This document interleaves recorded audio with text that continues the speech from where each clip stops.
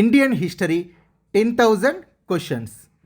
గౌతమ బుద్ధుడు మానవ జాతిని కాపాడటానికి ఏ రూపంలో జన్మిస్తాడని బౌద్ధుల యొక్క విశ్వాసం. మైత్రేయ రూపంలో. ఈ మైత్రేయ రూపాన్నే ఫ్యూచర్ బుద్ధ అని అంటారు. ఫ్యూచర్ బుద్ధ అని అంటారు, అంటే భవిష్యత్తు బుద్ధుడు అని అర్థం. వినయపీఠిక గ్రంథాన్ని రచించినది ఎవరు? ఉపాలి. ఉపాలి ఒక క్షురకుడు, అంటే మంగలి వృత్తి చేసేవాడు. ఇతను బుద్ధుడి యొక్క శిష్యుడు. వినయపీఠికలో ఏం చర్చించబడింది? బౌద్ధ మతస్థుల యొక్క ప్రవర్తనా నియమావళిని వినయపీఠికలో చర్చించడం జరిగింది. అభిధమ్మ పీఠికలో దేని గురించి వివరించబడింది? అధిభౌతికత మరియు మనోవిజ్ఞాన శాస్త్రం గురించి అభిధమ్మ పీఠికలో వివరించబడింది. సుత్త మరియు వినయ పీఠికలకు సంబంధించి తాత్వికపరమైన చర్చలు దేనిలో ఉన్నాయి? అభిధమ్మ పీఠికలు. అభిధమ్మ పీఠికలో సుత్త మరియు వినయ పీఠికలకు సంబంధించిన తాత్వికపరమైన చర్చలు ఉన్నాయి. సో ఈ పీఠికలకు సంబంధించి ఇంకా కొన్ని క్వశ్చన్స్ వస్తాయి ఫ్రెండ్స్, చూసుకోండి. ఈ సుత్త మరియు వినయ పీఠికలకు సంబంధించిన తాత్విక చర్చలు అభిధమ్మ పీఠికలో ఉన్నాయి. గాంధార శిల్పకళ అంటే ఏంటి? విగ్రహాలను చెక్కడంలో భారతీయ సంప్రదాయంతో గ్రీకు సంప్రదాయాన్ని కలపడం. గాంధార శిల్పకళకు అత్యంత కృషి చేసిన రాజు ఎవరు? కనిష్కుడు. కుషాణుల వంశానికి చెందిన కనిష్కుడు గాంధార శిల్పకు చాలా కృషి చేశాడు. మధుర శిల్పకళ యొక్క ప్రత్యేకత ఏమిటి? ఇది పూర్తిగా భారతీయ సంప్రదాయాన్ని కలిగి ఉంటుంది. మధుర శిల్పకళలో శిల్పాలు చెక్కడానికి ఉపయోగించే రాయి ఏంటి? ఎరుపు రంగు ఇసుక రాయి. మధుర శిల్పకళని అభివృద్ధి చేసినది ఎవరు? దీనిని కూడా కుషాణులే అభివృద్ధి చేశారు. అమరావతి శిల్పకళలో ఉపయోగించే రాయి వైట్ మార్బుల్. బుద్ధుడిని మానవ రూపంలో చిత్రించిన శిల్పకళ అమరావతి శిల్పకళ. ముఖ్యమైన బోధిసత్వులు. బోధిసత్వులు అంటే బుద్ధుడి యొక్క పూర్వజన్మలు. వజ్రపాణి, అవలోకిటేశ్వర, మంజుశ్రీ ఇవన్నీ పూర్వజన్మలు బుద్ధుడి యొక్క. వజ్రపాణి వజ్రాయుధాన్ని కలిగి ఉంటాడు. తన ఆయుధంతో పాపులను శిక్షిస్తాడు. అవలోకిటేశ్వర ఎల్లప్పుడూ తన చేతిలో పద్మాన్ని కలిగి ఉంటాడు. పద్మపాణి పేరుతో సుప్రసిద్ధుడు. ప్రజల పట్ల కరుణ, దయ చూపుతాడు.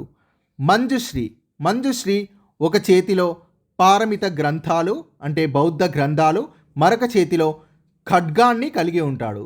ఇందులో అజ్ఞానాన్ని ఖండించి జ్ఞానాన్ని ప్రసాదిస్తాడు. జ్ఞానానికి చిహ్నం. అమితాభ ఇతన్ని బౌద్ధ మతంలో దేవుడిగా కొలుస్తారు. బౌద్ధుల స్వర్గమైన సుఖావతికి అధిపతి. నాట్య భంగిమలో ఉంటాడు. మైత్రేయ చాలా ఇంపార్టెంట్. భవిష్యత్ బుద్ధుడు అని మైత్రేయని అంటారు. గౌతమ బుద్ధుడు మానవ జాతిని కాపాడటానికి మైత్రేయగా మరల జన్మిస్తాడని బౌద్ధుల యొక్క విశ్వాసం. ఆకాశ గర్భ అంటే జ్ఞానానికి చిహ్నం. వినయ పీఠిక ఈ గ్రంథాన్ని ఉపాలి రచించాడు. ఇందులో ఇవన్నీ రిపీట్ అవుతున్నాయి ఫ్రెండ్స్, మళ్ళీ ఒకసారి చూడండి, గుర్తుంటుంది. బౌద్ధ మతస్థుల ప్రవర్తనా నియమావళి గురించి ఈ గ్రంథంలో చర్చించబడింది వినయ పీఠికలో.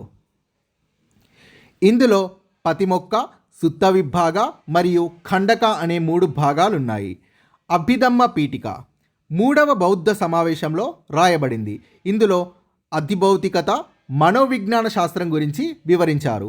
దీనిని మొగలిపుత్త తిస్స రచించి ఉండవచ్చు అని చరిత్రకారుల అభిప్రాయం, ఎందుకంటే స్పష్టమైన వివరాలు లేవు.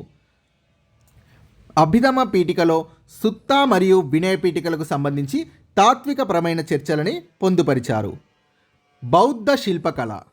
బౌద్ధ శిల్పకళలో ప్రధానంగా 3 రకాల సంప్రదాయాలను కలిగి ఉంది. బౌద్ధ శిల్పకళ, ఇందులో గాంధార శిల్పకళని చూద్దాం. బుద్ధుని విగ్రహాలను శిల్పాలుగా మలచడం అనేది గాంధార శిల్పకళతో ప్రారంభమైంది. గాంధార శిల్పకళ అంటే విగ్రహాలను చెక్కడంలో భారతీయ సంప్రదాయంతో పాటు గ్రీకు సంప్రదాయాన్ని కలపడం. భారతీయ శిల్పకళ ప్లస్ గ్రీకు శిల్పకళ. గాంధార శిల్పకళకి అత్యంత కృషి చేసిన రాజు కుషాణుల వంశానికి చెందిన కనిష్కుడు. ఈ శిల్పకళలో నిల్చున్న బుద్ధుడు, బోధిసత్వ విగ్రహాలు అత్యంత ఆధ్యాత్మికంగా ఉంటాయి. గాంధార శిల్పకళలో మధుర శిల్పకళ పూర్తిగా భారతీయ సంప్రదాయాన్ని కలిగి ఉంటుంది. శిల్పాలు చెక్కడానికి ఎరుపు రంగు ఇసుకరాయిని మధుర శిల్పకళలో ఉపయోగిస్తారు. మధుర శిల్పకళని అభివృద్ధి చేసింది కూడా కుషాణులే. మధుర కళలోని బుద్ధుడి విగ్రహాల్లో ఆధ్యాత్మిక అంశాలకు తక్కువ ప్రాధాన్యత ఉంటుంది. గాంధార శిల్పకళలో ఆధ్యాత్మిక అంశాలకు ఎక్కువ ప్రాధాన్యత ఉంటుంది. సో మధుర శిల్పకళలో ఆధ్యాత్మిక అంశాలకు తక్కువ ప్రాధాన్యత ఉంటుంది. బుద్ధుడు పద్మాసనంలో ఉంటాడు మధుర శిల్పకళలో. అమరావతి శిల్పకళ అమరావతిలో ప్రారంభమైంది. దీనికి వైట్ మార్బుల్ని ఉపయోగించారు. ఈ శిల్పకళలో ఉపయోగించింది వైట్ మార్బుల్. అమరావతి శిల్పకళని ఆదరించిన రాజులు శాతవాహనులు మరియు ఇక్ష్వాకులు. అమరావతి శిల్పకళలో బుద్ధుడిని మానవ రూపంలో చిత్రించారు. చుట్టూ పుష్పాలు, లతలు అలంకారాలుగా ఉంటాయి. నృత్యం మరియు సంగీతం యొక్క శిల్పాలు చెక్కబడి ఉంటాయి. ప్రాచీన కాలం నాటి ప్రముఖ బౌద్ధ మత పండితుల్ని చూద్దాం. ఒక బౌద్ధ మరియు జైన మతాల్లోనే టేబుల్స్ ఎక్కువగా ఉంటాయి ఫ్రెండ్స్. ఆ తర్వాత నేను అన్ని క్వశ్చన్ ఆన్సర్స్ టైపే ఇస్తాను. ఆచార్య నాగార్జునుడు జన్మస్థలం బేదలి, ఆంధ్ర ప్రాంతంలోని బేదలి. కానీ హుయాన్సాంగ్ తెలిపిన వివరాల ప్రకారం ఆచార్య నాగార్జునుడి జన్మస్థలం విదర్భ. ఆచార్య నాగార్జునుడు మహాయాన బౌద్ధానికి చెందిన పండితుడు. ఆచార్య నాగార్జునుడు బోధించిన నూతన తత్వాలు మాధ్యమికవాదం మరియు శూన్యవాదం అనే 2 నూతన తత్వాలని మహాయానంలో ప్రవేశపెట్టాడు. ఆచార్య నాగార్జునుడు సుమారుగా 24 గ్రంథాలను సంస్కృతంలో రచించాడు. ఆచార్య నాగార్జునుడి బిరుదులు ఇండియన్ ఐన్స్టీన్, 2వ తథాగతుడు అంటే 2వ బుద్ధుడు, ఇండియన్ మార్టిన్ లూథర్. ఆచార్య నాగార్జునుడి యొక్క రచనల్లో కొన్ని ముఖ్యమైనవి. ప్రజ్ఞాపారమిత, ఇది మహాయాన బౌద్ధానికి ప్రామాణిక గ్రంథం. శూన్యస్థపతి, మాధ్యమిక కారక, సుహృల్లేఖ, రసరత్నాకర మరియు ఆరోగ్య మంజరి. బుద్ధఘోషుడు 5వ శతాబ్దం బౌద్ధ మతానికి చెందిన పండితులు. ఇతను హీనయానానికి చెందిన పండితుడు. బుద్ధఘోషుడు హీనయానానికి చెందిన పండితుడు. నాగార్జున కొండలోని సింహల విహారంలో బుద్ధఘోషుడు జీవించాడు. బుద్ధఘోషుడు పాలీ భాషలో అనేక గ్రంథాలను రచించాడు. హీనయానం అంటే భాష పాలియే ఉంటుంది. బుద్ధఘోషుడు త్రిపీఠకాలపైన రాసిన వ్యాఖ్యానం విశుద్ధి మగ్గ. బుద్ధఘోషుడు వినయపీఠికపై రాసిన వ్యాఖ్యానం సామంత ప్రసాదిక. బుద్ధఘోషుడు అభిధమ్మ పీఠికపై రాసిన వ్యాఖ్యానం కథావత్తు ప్రకరణ. బుద్ధఘోషుడి యొక్క ఇతర రచనలు ధాతుకథ ప్రకరణ మరియు కథావస్తు ప్రకరణ. భావ వివేకుడు 6వ శతాబ్దానికి చెందిన భావ వివేకుడు మహాయాన బౌద్ధ శాఖకు చెందిన పండితుడు. మహాయాన బౌద్ధ మతానికి చెందిన వారు సంస్కృతాన్ని తమ భాషగా ఉపయోగించారు. హీనయానం పాలీ భాష, బౌద్ధమత అధికార భాష పాలీ భాష. భావ వివేకుడు మాధ్యమిక తత్వాన్ని అనుసరించాడు.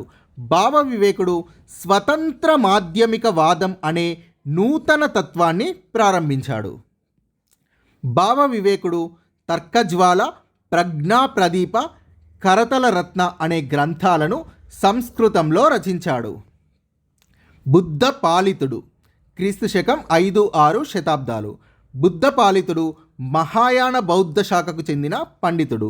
బుద్ధ పాలితుడు మాధ్యమిక వాదాన్ని అనుసరించాడు. బుద్ధ పాలితుడు ప్రసాంగిక మాధ్యమిక వాదం అనే కొత్త బౌద్ధ తత్వాన్ని ప్రవేశపెట్టాడు. బుద్ధ పాలితుడు సంస్కృతంలో మాధ్యమిక వృత్తి అనే గ్రంథాన్ని రచించాడు. మైత్రేయనాథుడు మహాయాన బౌద్ధ శాఖకు చెందిన పండితుడు. మహాయాన మతంలో యోగాకార లేదా విజ్ఞానవాదం అనే తత్వాన్ని బోధించాడు. మైత్రేయనాథుడు లంకావతార అనే గ్రంథాన్ని సంస్కృతంలో రచించాడు. ఇక్కడ చూడండి, మహాయానలో సంస్కృత భాషని ఉపయోగిస్తారు. మహాయాన పండితులు సంస్కృతంలోనే రచనలు చేస్తారు. దిగ్నాగుడు మహాయాన బౌద్ధ శాఖకు చెందిన పండితుడు. క్రీస్తు శకం 5వ శతాబ్దం. దిగ్నాగుడు తర్కశాస్త్ర పితామహుడుగా పిలువబడతాడు. దిగ్నాగుడు కంచిలో జన్మించాడు, తమిళనాడులోని కంచిలో. హుయాన్సాంగ్ ప్రకారం దిగ్నాగుడు ఆంధ్రలోని వేంగి విహారంలో జీవించాడు. ఇది హుయాన్సాంగ్ ప్రకారం. దిగ్నాగుడు మహాయానంలోని యోగాకారవాదాన్ని అనుసరించాడు. దిగ్నాగుడి యొక్క ప్రముఖ రచనలు ప్రమాణ సముచ్చయ, న్యాయ ప్రవేశ, ఆలంబన పరీక్ష మరియు హేతుచక్ర ధమరు. ధర్మకీర్తి క్రీస్తు శకం 7 నుంచి 8 శతాబ్దాల మధ్య. ఆంధ్ర ప్రాంతానికి చెందిన మహాయాన బౌద్ధ మతస్థుడు ధర్మకీర్తి. ధర్మకీర్తి నలంద విశ్వవిద్యాలయానికి అధిపతిగా పనిచేశాడు. ధర్మకీర్తిని పండితులు కాంట్ ఆఫ్ ఇండియా అని పిలిచారు. బౌద్ధ మత ప్రచారం ఎవరెవరు చేశారో చూద్దాం. చైనా దేశంలో మహాయాన బౌద్ధానికి ప్రచారం చేసిన బౌద్ధ సన్యాసులు ఎవరంటే కశ్యప మాతంగ, కుమార జీవ మరియు Acharya Nagarjuna.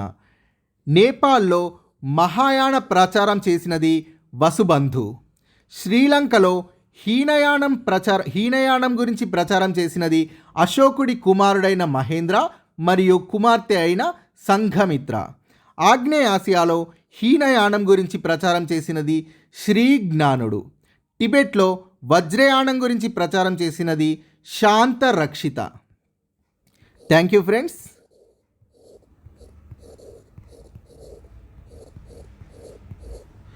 Please subscribe friends. మీకు వీడియో నచ్చితే షేర్ కూడా చేయండి ఫ్రెండ్స్. నచ్చితేనే లైక్ చేయండి. Thank you.